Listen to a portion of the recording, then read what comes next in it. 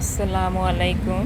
আশা করি সবাই ভালো আছেন। আলহামদুলিল্লাহ। আজকে আমি খুব সহজ একটা রেসিপি শেয়ার করব। ঝোল ঝোল করে মাছ রান্না। আমি এখানে রুই মাছ নিয়েছি ৮ পিস, ধুয়ে পরিষ্কার করে নিয়েছি মাছগুলো। নিয়েছি কয়েকটা আলু কেটে। খুব গরমের সময় পাতলা ঝোল করে মাছ রান্না করলে খেতে খুবই ভালো লাগে। আমি এখানে একটা পাতিল নিয়েছি, মাছগুলা পাতিলে নিয়ে নিচ্ছি। ৮ পিস রুই মাছ নিয়েছি এখানে। সব মাছগুলো আমি পাতিলে নিয়ে নিলাম।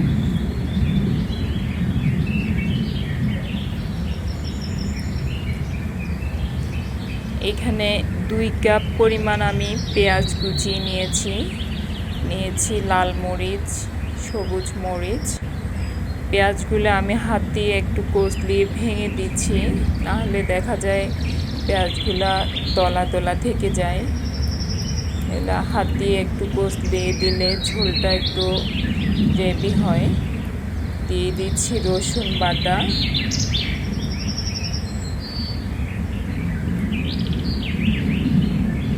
দুই চামচ রসুন বাটা দিয়ে দিলাম।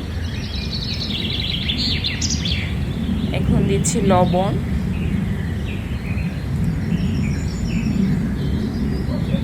1.5 চামচ পরিমাণ লবণ দিয়েছি। দিয়ে দিচ্ছি হলুদ গুঁড়ো,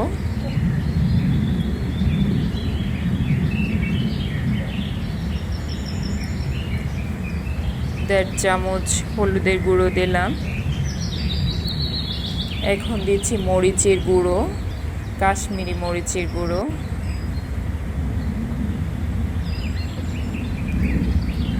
2 চামচ পরিমাণ মরিচের গুঁড়ো দিয়েছি। জিরে গুঁড়ো দিচ্ছি, 2 চামচ জিরে গুঁড়োটা দিলাম। সব মশলাগুলো দেওয়ার পরে একটু হাত দিয়ে ভালো করে মেখে নিচ্ছি, যাতে মাছগুলা ভালো করে মশলার সাথে অ্যাডজাস্ট হয়ে যায়।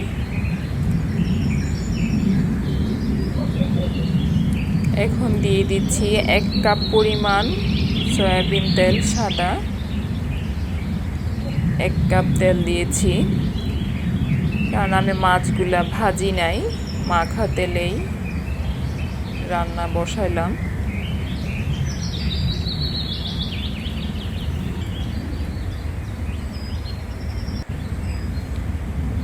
এখন দিয়ে দিচ্ছি 1 কাপ পরিমাণ পানি।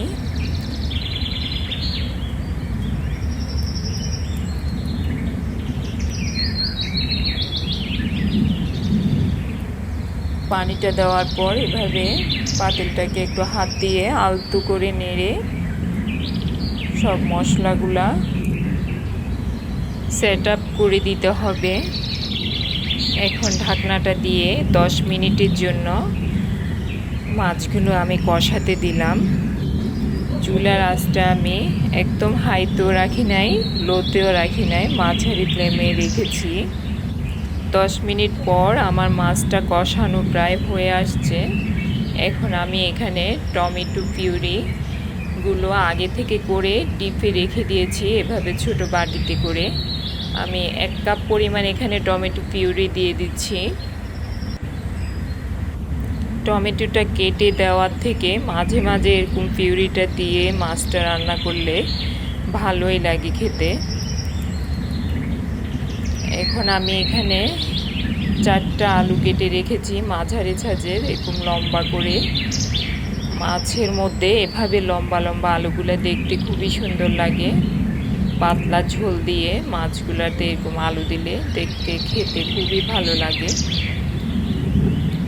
এখন আমি আর 5 মিনিটের জন্য ঢাকনাটা দিয়ে দিলাম।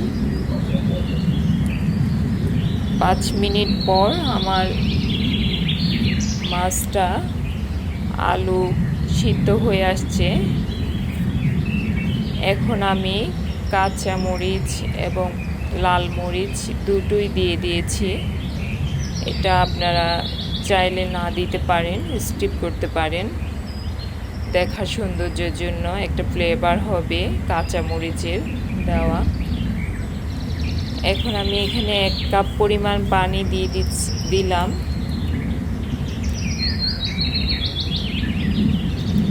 আরও 1 কাপ দিয়েছি, 2 কাপ পানি দিয়েছি মোট।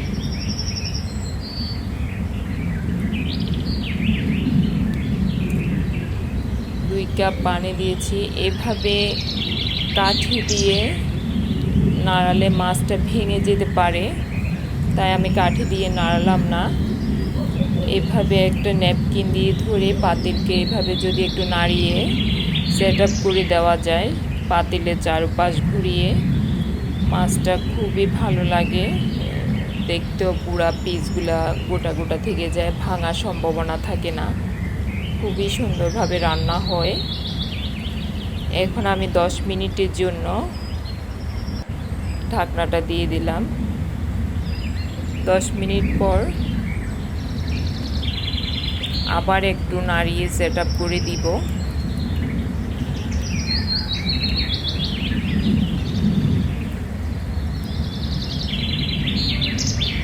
আর 5 মিনিটের জন্য আমি ঢাকনাটা দিয়ে দিলাম। এভাবে মাছ রান্না করতে বেশি সময় লাগে না, খুব কম সময়ে রান্না হয়, সর্বোচ্চ 15 থেকে 20 মিনিট। এখন ঢাকনাটা উঠিয়ে হয়ে গেল, আমার মাছটা প্রায় হয়ে আসছে। এখন আমি উপর থেকে একটু ধনেপাতা কুচানো দিয়ে দিচ্ছি।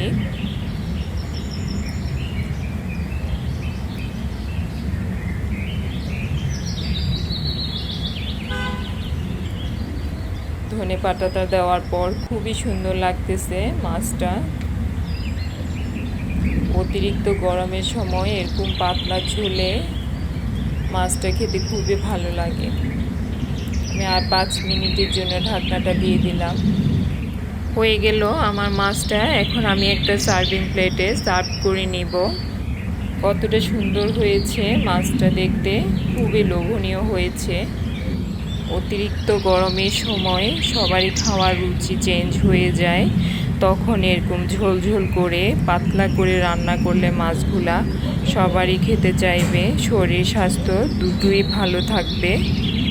যারা স্বাস্থ্য সচেতন তাদের জন্য গরমের সময় এই রান্নাটা একদম পারফেক্ট একটা রান্না। আপনারা এভাবে বাসায় করে দেখবেন রেসিপিটি কেমন হয়। ভালো লাগলে আমার চ্যানেলটা সাবস্ক্রাইব করবেন, লাইক শেয়ার করে পাশে থাকবেন।